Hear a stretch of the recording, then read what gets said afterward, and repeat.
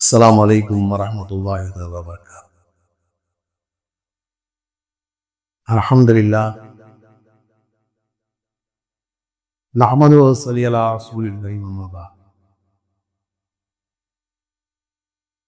فقد قال الله تعالى في القرآن العظيم: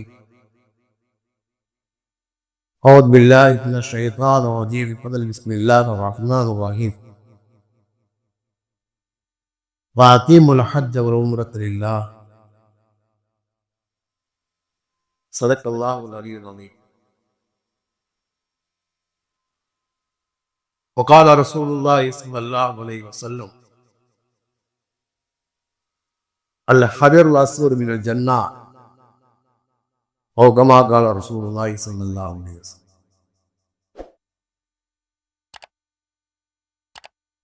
பல்வேறுபட்ட உங்கள் திருநாமம் போட்டி துவக்குகிறேன். அம்மா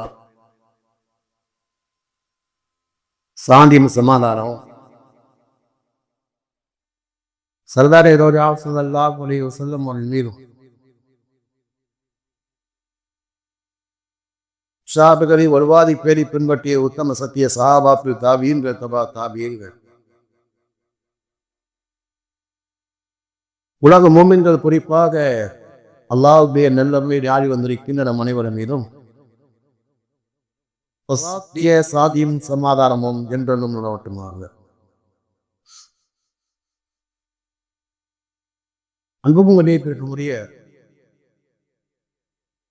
அல்லாஹ்வின் நல்லடியார்களே, அருமை சகோதரர்களே, இந்த வார ஜும்மா பயானுடைய தலைப்பு புவியில் ஓர் புனித பயணம், ஹஜ் என்பதாகும். இந்த வாரத்தினை ஹஜ்ஜை பற்றி பேசுவதற்கு இரண்டு காரணங்கள். முதல் காரணம், தமிழ்நாடு ஹஜ் கமிட்டியின் சார்பாக இந்த ஆண்டு ஹஜ்ஜனுடைய பயணத்தை மேற்கொள்ளக்கூடிய புனித ஹாஜிகள் இன்று மாலை முதல் விமானம் 5:55 புறப்படுகிறது. இன்று ஜும்மாவுடைய தொழுகை ஏர்போர்ட்டிலே தொழுதுவிட்டு அவர் புறப்படுகிறார். விமானம் இன்று இரவு 55க்கு வீட்டு புறப்படுகிறது. புனிதமான ஹாஜிரை தாஜி கொண்டு புறப்படுகிறார். அல்லாஹ் தஆலா அந்த ஹாஜியுடைய பயணங்களை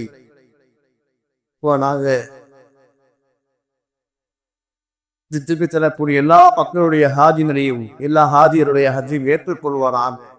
உலகத்தில் வாழ்கிற எல்லா மோமினான மக்களுக்கும் நமக்கு ஒரு பாக்கியத்தை வழங்குவானாக என்னதோ அவருடன் இந்த மையாட் துவங்கப்படுகிறார். காரணம், நமது மஹல்லாவை சார்ந்த செயலே ரைஸ் ஹாஜியார் அவர்கள் இந்த ஆண்டு ஹஜ்ஜினுடைய பயணத்தை மேற்கொள்ள இருக்கிறார்கள். அவர்களோடு தன்னுடைய குடும்பத்தை சார்ந்த 3 நபர்களோடு மொத்தம் 4 நபர்கள் இந்த ஆண்டு ஹஜ்ஜுக்கு புறப்படுகிறார்கள். இன்றைய ஜும்மா தொழுகைக்கு பிறகு அவளை முன்னாடி பற்றி சந்தைப்படுத்தப்படும்.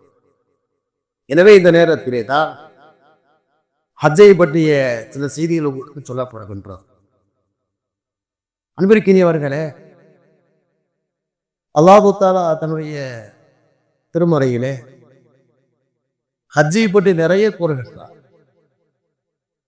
அல்லாஹ் தஆலா 2ஆம் சூராவுடைய 198ஆம் வசனத்திலே கூறுகிறார்: வஅத்திமுல் ஹஜ்ஜ வல் உம்ரத லில்லாஹ். அல்லாஹ்வுக்காக வேண்டி ஹஜ்ஜையும் உம்ராவையும் நீங்கள் பூர்த்தியாக்குங்கள் என்று அல்லாஹ் தஆலா கூறுகிறார்.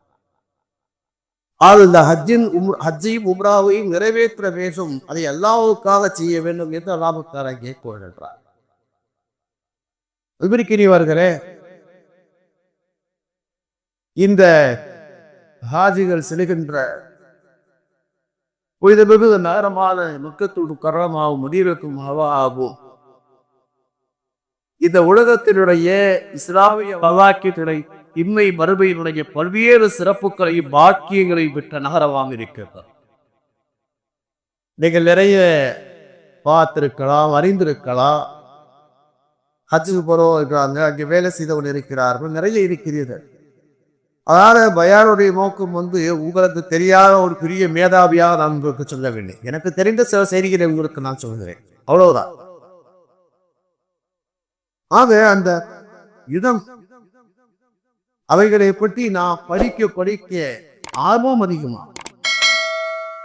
உலகத்திலேயே எந்த ஒரு மனிதனுக்கும் எதிலே நிறைவு ஏற்பட்டாலும் நிறைவு ஏற்பாத ஒரு விஷயம் அந்த புனிதமிகு நாரதரை பார்க்கின்ற பாக்கியம் தான். பொதுவாகவே மனிதனுக்கு போதும்னு சொல்றது அதிக அன்னம்னா போதும் சொல்லுவான், அதிக சாப்பிடவா போதும் சொல்லுவான், மற்ற எதுவாரதா பத்தா. அதிலும் கூட அன்று சென்று வந்த மக்களுக்கு ஆவல் அதிகமா. அப்படிப்பட்ட ஒரு அற்புதமான இடங்கள் அது எவ்வளவு பெரிய பாக்கியமான இடம் என்று சொன்னால் வரலாற்றில் அறிஞர்கள் எழுதுகிறார்கள். இந்த உலகத்திலே அதற்கு ஒரு தனிச்சத்தை உதிரிக்கின்றது. சொர்க்கத்திலிருந்து வந்த 3 விஷயங்கள், சொர்க்கத்திலிருந்து வந்த 3 கற்கள் இருக்கின்ற ஒரே இடம் காபத்துல்லா மட்டும்தான்.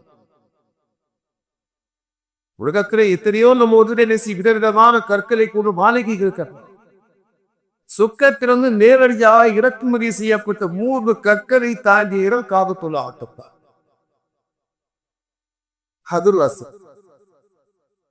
ஆரம்பிக்கிற நேரத்திலே அந்த பச்சைக்கிறார்கள் அந்த லைட்டில் உங்களுக்கு தெரியும். அந்த சிறுதியோசர் இருக்கிறதே அந்த சுத்தத்தில் நேரடியாக வந்தது. ஹதீஸிலே வருகிற அப்துல்லா அப்பாஸ் அறிவிக்கிற அரசு மாலிக் இருக்கிறார்கள். சஹீஹு ஜாமி என்ற கிதாபுடைய 3124 ஹதீஸ் பெருமானா சொல்வாங்க, அல் ஹஜருல் அஸ்வத் ஜன்னah. இருக்கிறது சுத்தம் கலேபா அல்லாஹ் சுப்ஹானஹு. சுத்தத்தின் மேல் அந்த கல். ஹதீஸிலே ஒரு செய்தி வருகிறது, பெருமானார் சொன்னார்கள், அது அப்பாஸ் அறிவிக்கிறார் திருமதியினுடைய 966 ஹதீஸ், யாத்தி ஹாதல் ஹஜர் யௌமுல் கியாமா, மறுபடிய நாளையிலே இந்த ஹஜருல் அஸ்வத் வரை எப்படி வரும் தெரியுமா? லஹு ஐனானி, அதற்கு 2 கண்கள் இருக்கும், அதை கொண்டது பார்க்கும். வரிசான் எம்திகோ பிஹி, அதற்கு ஒரு நாம் இருக்கும், அதை கொண்டு பேசும். யஷ்ஹது லிமன் இஸ்தலமு பிஹக், யாரெல்லாம் அந்த ஹஜருல் அஸ்வதை பார்த்து முத்தமிட்டாரோ அவருக்கு சாட்சி. ஹஜருல் அஸ்வதை முத்தமிடுவர்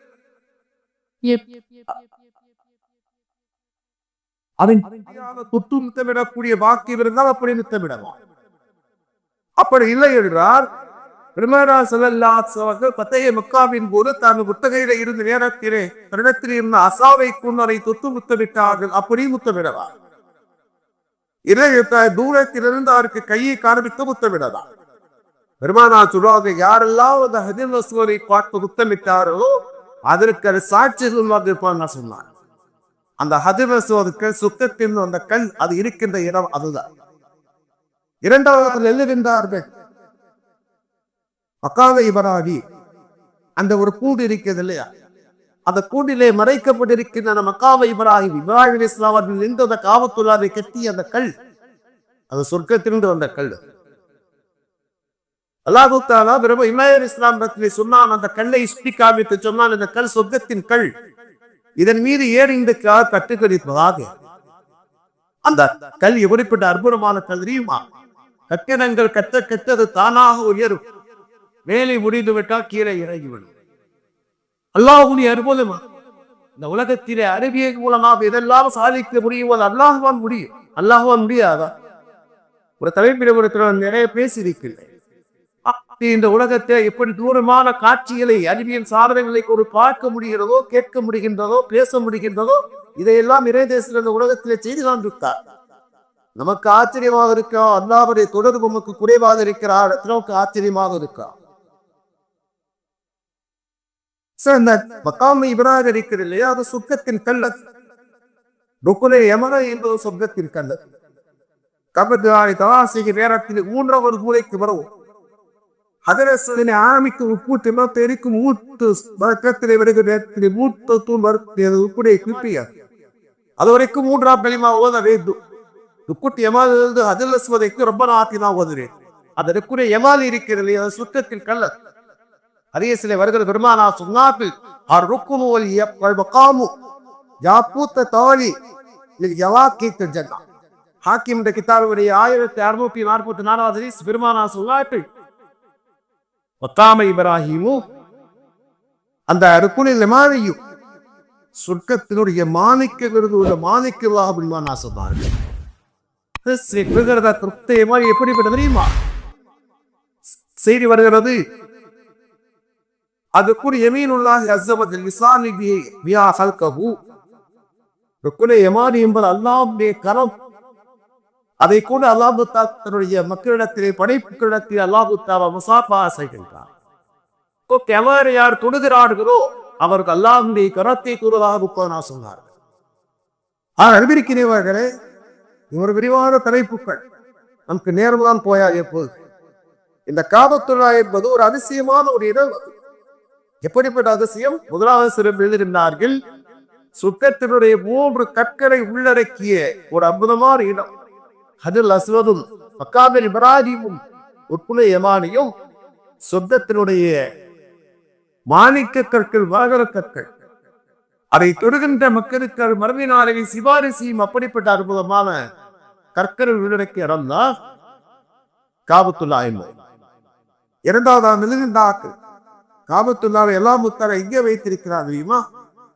காபத்துல்லா இருக்கிறது இல்லையா பூமியிலே, இதற்கு நேர் முதல் வானத்திலே, இதற்கு நேருக்கு முதல் வானத்திலே இருக்கக்கூடிய இடத்துக்கு பேர் பைத்துல் இஸ்ஸா. பைத்துல் இஸ்ஸா என்ற ஒரு மாளிகை இருக்கின்றது. அந்த பைத்துல் இஸ்ஸா எப்படிப்பட்டது என்றால், அங்குதான் அல்லாஹ் தஆலா குர்ஆனை ஒட்டுமொத்தமாக இறக்கி வைத்தார். எல்லா வேதங்களுக்கும் குர்ஆனுக்கு ஒரு தனிச்சிறப்பு என்னவென்றால், மற்ற எல்லா வேதத்துக்கும் இல்லாத தனிச்சிறப்பு என்னவென்றால், மற்ற வேதென்ற ஒரே நிலவில் அமரப்பட்டது. 23 ஆண்டுகள் சொல்லப்பட்டது. குர்ஆனை அல்லாஹ் தஆலா ஒரே நபிதான் இறக்கி வைத்தார். இருந்து அந்த பைத்துல் இஸ்ஸாவுக்கு ஒரே நிலையிலே இறக்கி வைத்தார். அங்கிருந்து தான் தேவைக்கு ஏற்ப 23 ஆண்டுகளாக அது கொஞ்சம் கொஞ்சமாக அருளப்பட்டது. பைத்துல் இஸ்ஸா எப்படிப்பட்டது என்றால், அல்லாஹ்வுடைய லவ்ஹுல் மஹ்ஃபூல் இருந்து முழு குர்ஆனை வாங்கி தன்னகத்திலே வைத்திருந்த ஒரு அற்புதமான இடம் தான் பைத்துல் இஸ்ஸா. அதற்கு நேராக மேலே 7வது வானத்தில்தான் பைத்துல் மாமூர் இருக்கிறது. அந்த பைத்துல் மாமூர் என்பது மலக்குகள் இபாதத் செய்கின்ற பள்ளிவாசல். இந்த பூமியிலே நாம் என்ன செய்கின்ற தவாப் செய்கிறோமோ அதே மாதிரி மலக்குகள் தவாப் செய்கின்ற, மலக்குகள் இபாதத் செய்கிற மஸ்ஜிதே மாமூர் 7வது வானத்தில் இருக்கிறது. எங்கே? காபத்துல்லாவுக்கு நேராகத்தான் இருக்கிறது. அதற்கு மேலே அல்லாஹ்வுடைய அரசு இருக்கின்றது. இருக்கின்ற இடம் எப்படிப்பட்டது என்றால், மேலே பைத்துல் இஸ்ஸாபி, அதற்கு மேல் பைத்துல் மாமூரை, அதற்கு மேல் அல்லாஹ்வுடைய அரசை நேரடியாக உள்ளடக்கிய இடம் தான் காபத்துல்லா. இது மேல் நோக்கி கீழ் நோக்கிய சிறப்பு தெரியுமா? இந்த காபத்துல்லா இருக்கின்ற இடம் தான் இந்த பூமியிலே குதர்புறமாக என்ன செய்யறது? தரைமார்க்கமாக இருக்கிறது. குர்ஆனில் அல்லாஹ் தஆலா அந்த ஊருக்கு குர்ஆன் என்பதாக சொல்லுவார். தாய் ஊர் என்பதாக சொல்வார் காபத்துல்லா. அந்த மக்கமா நகரத்துக்கு ஒரு பேர் குர்ஆன். எல்லா ஊர்களுக்கும் தாய் என்பதாக பேர சொல்வார். ஏன் அப்படி கூறுகிறார் என்று சொன்னால், அறிஞர்களுக்கு எழுதுகிறார்கள், இந்த உலகம் ஆரம்பத்திலே தண்ணீராகத்தான் இருந்தது. உலகம் ஆரம்பத்திலே தண்ணீராகத்தான் இருந்தது.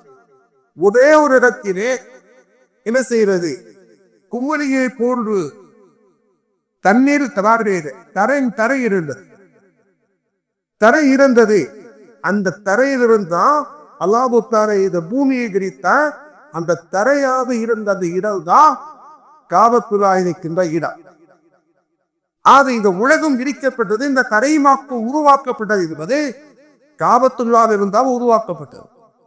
இன்னும் அறிஞர்கள் எழுதுகின்றார்கள், இந்த காபத்துல்லா என்பதா உலகத்தின் நடு இடம் என்பதாக எழுதுகின்றார்கள். இந்த உலகத்தினுடைய நடு இடம் எது என்று சொன்னால் காபத்துல்லா என்பதாக இருக்கிறார்கள். அல்லாஹ் தஆலா காபாவை இந்த உலகத்தின் நடு இடமாக அல்லாஹ் தஆலா வைத்திருக்கிறார். அப்படிப்பட்ட ஒரு அற்புதமான இடம் தான் காபத்துல்லா என்பது. 2வது சிறப்பு. 3வது சிறப்பு, காபத்துல்லா எப்படிப்பட்டது என்றார், அல்லாஹ்வுடைய நேரடியாக ரஹ்மத்துகள் இறங்குகின்ற இடமாக காபத்துல்லா இருக்கின்றது. இந்த உலகத்திலே அல்லாஹ்வுடைய ரஹ்மத் நேரடியாக ஒவ்வொரு நாளும் இறங்குகிற காபத்துல்லா.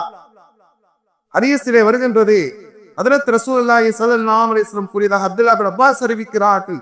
தபரானியுடைய 1175 ஹதீஸ். பெருமானார் சொன்னாலே, யுனஸ்ஸிலுல்லாஹு அலா ஹாதல் பைத் குல்ல யௌமின் வ லைலத்தின் 20 வ 100 ரஹ்மா.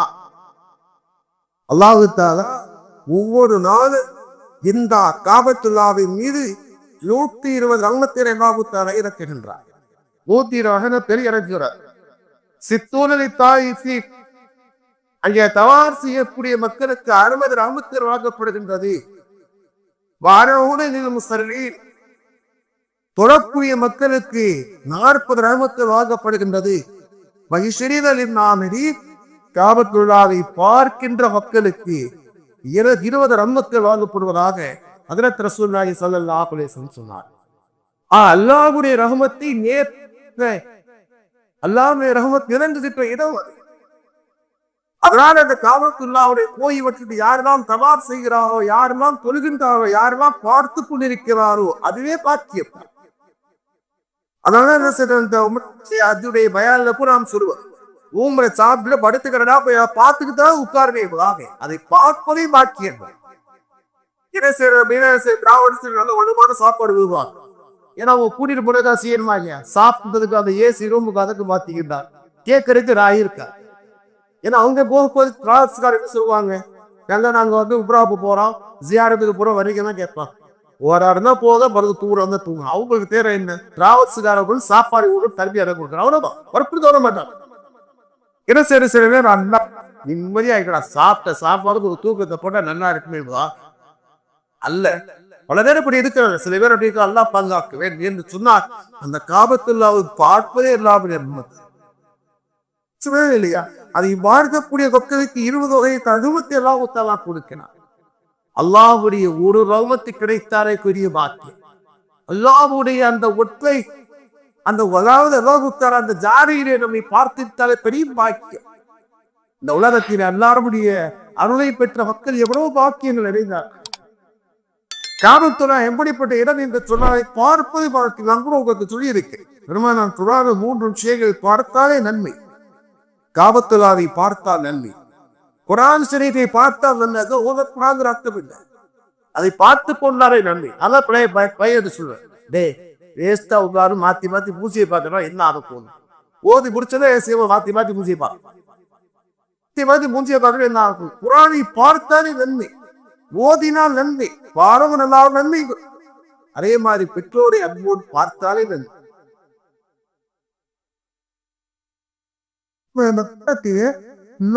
ரஹ்மத்தை நேரடியாக இறங்குகின்ற இடம் காபத்துல்லா. மக்கள் இப்படி ஒரு செய்தியை கூறுகிறார்கள், இந்த உலகத்துக்கு அல்லாஹ்வுடைய ரஹ்மத் இறங்குகிறது இடம் காபத்துல்லா தான். அங்கிருந்துதான் எல்லா பள்ளிவாசலின் மூலமாக அந்தந்த ஊர்களுக்கு அல்லாஹ்வுடைய ரஹ்மத் பங்கீடு செய்யப்படுகின்றது. அல்லாஹ்வுடைய ரஹ்மத் பங்கீடு செய்யப்படுகிறது. அதாவது நாம் இந்த பள்ளியில் இருந்து அல்லாஹ்வுடைய ரஹ்மத்தை பெற்றுக் கொள்வது என்பது பைப்பில தண்ணி பிடிக்கிற மாதிரி. காபத்துல்லாவிலே செல்வது நேரடியாக நீர் வீழ்ச்சியிலே நான் குளிப்படுவோம். நேரடியாக நாம் நீர் வீழ்ச்சியிலே குளிப்பது அதனுடைய சொல்லும் தனிதான். அது ஒரு ஆனந்தம் தான். அதுக்காக தான் எனக்கு என்ன செய்யறாங்க, சுற்றுலா பெற்றிருக்கிறாங்க. அல்லாஹ்வுடைய ரஹ்மத் நிறைந்த இடம். அந்த வீசாபு ரஹமா என்ற ஒரு தங்கத்திலே ஒரு என்ன செய்வோம், தங்கத்தை ஒரு புறா இருக்குல்ல, அரிசாபு ராமா எழுகிறார்கள். அல்லாஹ்வுடைய ரஹ்மத்து வானத்திலிருந்து அந்த இடத்திலே தான் இறங்குகிறது. அந்த வரியாகத்தான் அல்லாஹ் தஆலா இந்த உலகத்துக்கே ரஹ்மத்தை அல்லாஹ் தஆலா அனுப்புகிறார். காபத்துல்லா என்பது அவ்வளவு ஒரு பாக்கியமான இடம். ஹதீஸிலே வருகிறது, அங்கு சென்று ஹஜ் செய்யக்கூடிய மக்களுக்கு அல்லாஹ் தஆலா எவ்வளவு நன்மைகளை வழங்குகிறார் என்று சொன்னால், அல்லாஹ்வுடைய பாதையிலே ஜிஹாத் செய்த நன்மை அல்லாஹ் தஆலா வழங்குகிறார். இது உங்களுக்கு சொல்லக்கூடிய 4வது செய்தி. அல்லாஹ்வுடைய பாதையில யார் ஜிஹாத் செய்ய முடியவில்லையோ, அதற்கான வாய்ப்புகள் இல்லையோ, ஹஜ் செய்கிற நேரத்திலே ஜிஹாதி நன்மையை நாம் பெற்றுக் கொள்கிறோம். யாரும் ஹஜ் செய்ய முடியாது. பெண்கள், சிறுவர்கள், முதியவர்கள் ஹஜ் செய்ய முடியாது. அதே நேரத்தில் அதற்கான காலச்சூழ்நிலை இல்லை என்று சொன்னால் நாம் ஜிஹாத் செய்ய முடியாது, செய்யக்கூடாது. இஸ்லாத்தை அழிக்க நினைக்கிற நேரத்தில் ஜிஹாத் செய்ய வேண்டும் தவிர நாம் ஜிஹாதை ஆரம்பிக்க கூடாது கூறுகின்றது. அப்ப யாரெல்லாம் நிரந்தரவாத ஜிஹாத் செய்ய முடியாதோ, யாரெல்லாம் தற்காலிகவாத ஜிஹாத் செய்ய முடியாதோ, அவருக்கெல்லாம் ஜிஹாதின் நன்மையை பெற்றுத் தரக்கூடியது. ஜிஹாத் என்பது அல்லாஹ்வுடைய பாதையினுடைய உயிரை கொடுப்பது மிகப்பெரிய பாக்கியம். பெருமானார் சொல்வார்கள், அல்லாஹ்வுடைய பாதையில் ஜிஹாதுக்காக செல்கிற நேரத்திலே அவன் மீது ஒரு புழுதை பெற்றாரு கூட அந்த இடத்தை நரக நெருப்பத்தினால் பெருமானார் சொல்வார்கள். அவ்வளவு பெரிய சிறப்புக்கே உள்ளதற்கு ஜிஹாத். அந்த ஜிஹாதின் நன்மைகளை பெற்று தரக்கூடிய விவாதத்தாக தர அஜி இருக்கின்றது. அதே சில செய்தி வருகிறது. புகாரி ஷரீஃபினுடைய 1520 ஹதீஸ். ஆயிஷா நாயகி ரசூலுல்லாஹி கேட்டார், யா ரசூலல்லாஹ், அல்லாஹ்வுடைய தூதரே, நர ஜிஹாத் அஃதல் அமல். அல்லாஹ்வுடைய தூதரே, ஜிஹாத் செய்வதை சிறந்த அமலாக நாங்கள் கருதுகின்றோம். அதனால் அஃபரானு ஜாஹித், நாங்கள் ஜிஹாதை கலந்து கொள்ளட்டுமாக கேட்கிறார்கள். பெருமானா சொல்லுவாங்கல்ல, வேண்டாம். வலாக்கின் அஃதல் ஜிஹாத் ஹஜ்ஜுன் மப்ரூர். சிறந்த ஜிஹாத் என்பது ஏற்றுக்கொள்ளப்பட்ட ஹஜ் என்பா பெருமானா சொல்லுவாங்க. அதாவது நீங்கள் ஜிஹாதிலே கலந்து கொள்வதற்கு உங்களுக்கு அனுமதி இல்லை. அதே நேரத்தில் நீங்கள் செய்த ஹஜ் ஏற்றுக்கொள்ளப்பட்ட ஹஜ்ஜாக ஆகிவிட்டால் ஜிஹாதுடைய நன்மை என்பதற்கு உண்டியவாக ஹஜ்ரத் ரசூலுல்லாஹி ஸல்லல்லாஹு அலைஹி வஸல்லம் சொன்னார். ஆக ஜிஹாதினுடைய நன்மையை பெற்று தரக்கூடிய மிகப்பெரிய அமலாரத்தான் ஹஜ் இருக்கிறது. 5வது நாள் எழுகின்றார்கள். ஹஜ் என்பது எப்படிப்பட்டது என்று சொன்னார், ஒரு மனிதனுடைய முந்தைய பாவங்களை எல்லாம் அழிக்கின்ற ஆற்றல் படைத்தது. அவருடைய வாழ்க்கையை அறிந்து மரியாதை செய்த சிறிய பெரிய எல்லா வகையான குற்றங்களையும் அழைக்கின்ற ஆற்றல் பெற்றது. முஸ்லிம் ஷரீஃபினுடைய 121 ஹதீஸ். அம்ர் இப்னு ஆஸ் அறிவிக்கிறார்கள், சொன்னார்கள், தன்னுடைய மூக்குடைய வேரத்தை நான் சொல்லியிருக்கேன். தன்னுடைய மூக்குடைய வேரத்தை அழுதுகிட்டு இருக்கார். அவன் பக்கத்துல போய் எங்க கேட்டார்கள், ஏனுங்க அழுதைங்கிறார்? நீங்க தான் இந்த மார்க்கத்துக்காக மிகப்பெரிய போராடியவர்கள். இந்த மார்க்கத்துக்காக நிறைய போராடியவர்கள். மார்க்கத்துடைய வளர்ச்சிக்காக, மார்க்கத்துடைய பாதுகாப்புக்காக நிறைய பங்காற்றியவர்கள் அழுகிறீர்களா? அவதான் சொன்னார்கள், என்னுடைய வாழ்க்கையிலே நான் 3 காலகட்டங்களை நான் சந்தித்திருக்கின்றேன். 3 காலகட்டங்களை நான் பார்த்திருக்கிறேன். இந்த வரலாறு சுருக்கமாக போக்கு நான் சொல்கிறேன். சொன்னார்கள், முதலாவது ஒரு காலம் எப்படிப்பட்ட காலம் தெரியுமா? இந்த உலகத்திலே எனக்கு பிடிக்காத மார்க்கமாக இஸ்லாம் இருந்தது. முகமாக பெருமானார் ஸல்லல்லாஹு அலைஹி வஸல்லம் முகம் இருந்தது. வாய்ப்பு கிடைத்தால் அதனை கொலை செய்ய வேண்டாக நான் வெளியோடு வரைந்த காலம் அது. அந்த நேரத்திலே நான் மௌத்தாக இருந்தால் நான் காஃபிராக ஆயிருப்பேன். அதுக்கு பிறகு ஒரு காலம் வந்தது. ஸல்லல்லாஹு அலைஹி வஸல்லம் கடத்தை பற்றி நான் ஈம்பெய்து கொண்டவர் தான்.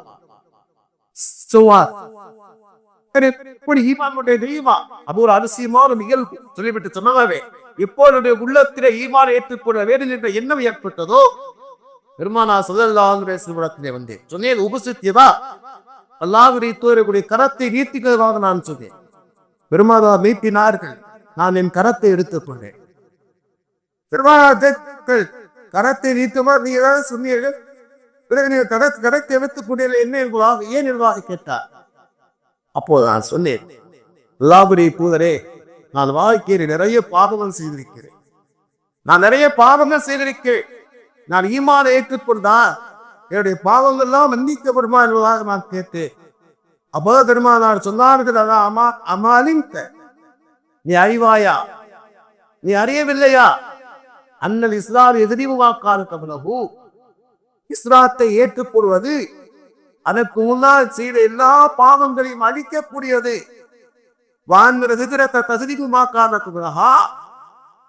அல்லாஹ்வுடைய பாதையை ஹிஜ்ரத் செய்வது என்று சொன்னால், நான் வாழுகின்ற இடத்திலே ஈமானோடு வாழ முடியாத ஒரு சூழல் ஏற்படுகிற நேரத்திலே தன்னுடைய ஈமானை பாதுகாப்பதற்காக தன்னுடைய ஊரை, உறவை, சொத்து சுதந்திரம் எல்லாம் விட்டு அல்லாஹ்வுக்காக வேண்டிய அந்த ஊரை விட்டு செல்வது, இது முந்தைய பாவங்களை எல்லாம் அழிக்கக்கூடியது.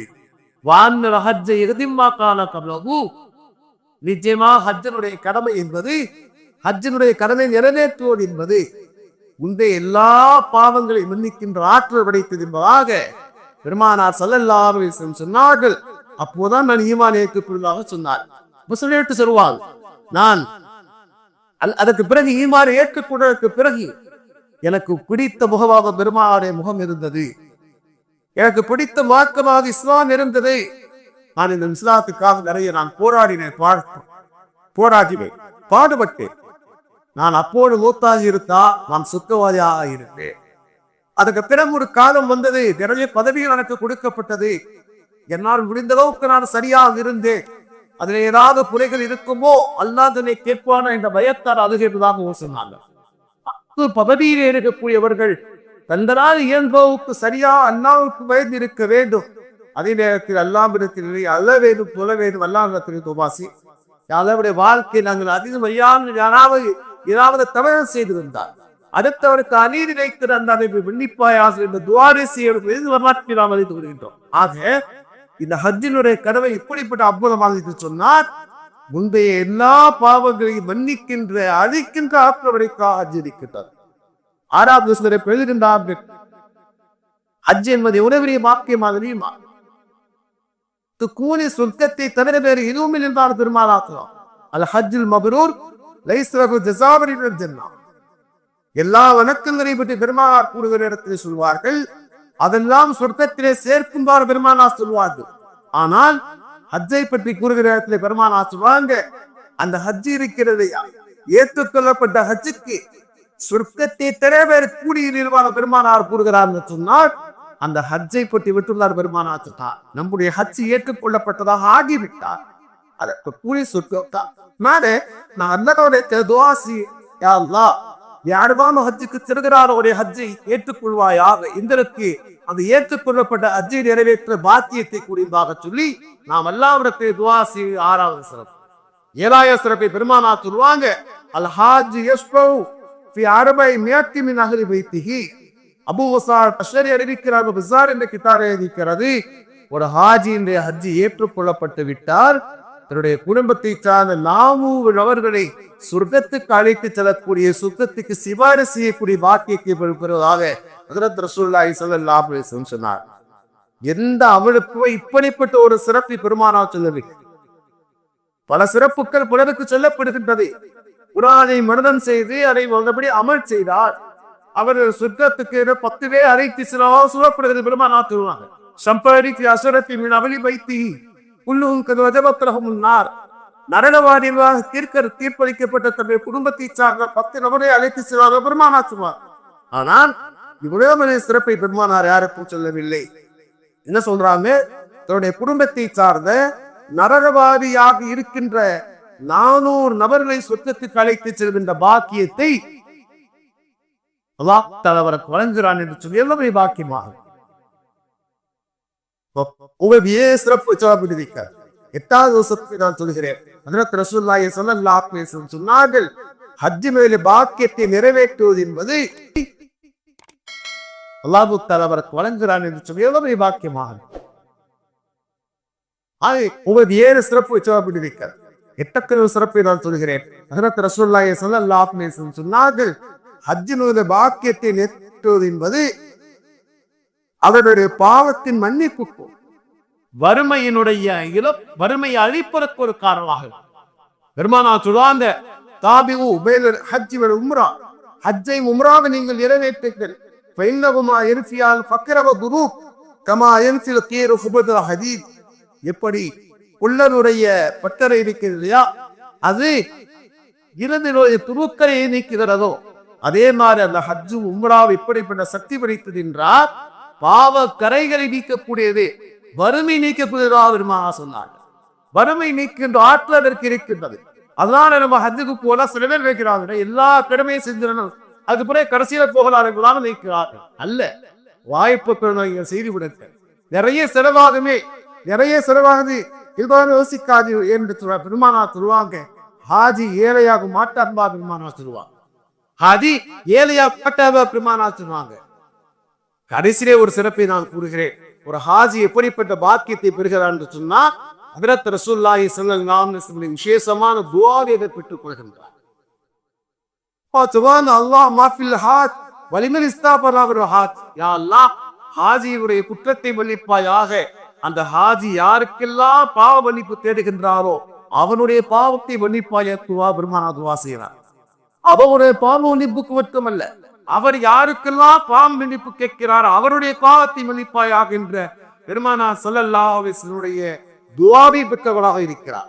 அது மட்டுமல்ல, அந்த இடம் எப்படிப்பட்ட இடம் என்று சொன்னா, துஆக்கள் ஏற்றுக்கொள்ளப்படுகின்ற 17 இடங்களை என்ன செய்து உள்ளடக்கிய இடம்.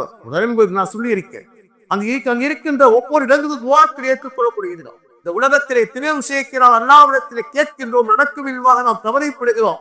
நீங்க கவலைப்படாய், ஒரு தடவை நீங்க அங்க போக, நீங்க கேளுங்க, நடக்காத சத்தியமா அங்க நடக்காது அவக்காத விஷயமே இல்லை. ஒரு தடவை நாம போயிருக்க நேரத்துல அதை ஒருத்தர் காணா போயிட்டார். என்னோட கூட ஒரு காணா போயிட்டார். ரொம்ப தேடுறோம் அப்படி. கடைசியில யாருலாம் நாளுக்கு விவரம் தெரியாது காணா போயிட்டாரு கடைசி அப்படி திரும்பி தான் நினைக்கிறேன். அதான் நீ ஒரு சாதாரணமான ஒரு சின்ன சின்ன விஷயங்களை கூட நடத்துகின்ற ஆற்றல் இந்த இடத்துக்கு இருக்கு. அப்படிப்பட்ட அற்புதமான இடமாக இருக்கு. அல்லாஹ் இந்த ஆண்டு செல்லக்கூடிய எல்லா ஆஜியுடைய ஹஜ்ஜை ஏற்றுக்கொள்வானா, இலகுவாக்குவானாக. உலகத்தில் வாழ்கிற அனைத்து பூமியிலாம் மக்களுக்கு ஹஜ்ஜை நசீபாக்குவானாக. அல்ஹம்துலில்லாஹ். அஸ்ஸலாமு அலைக்கும்.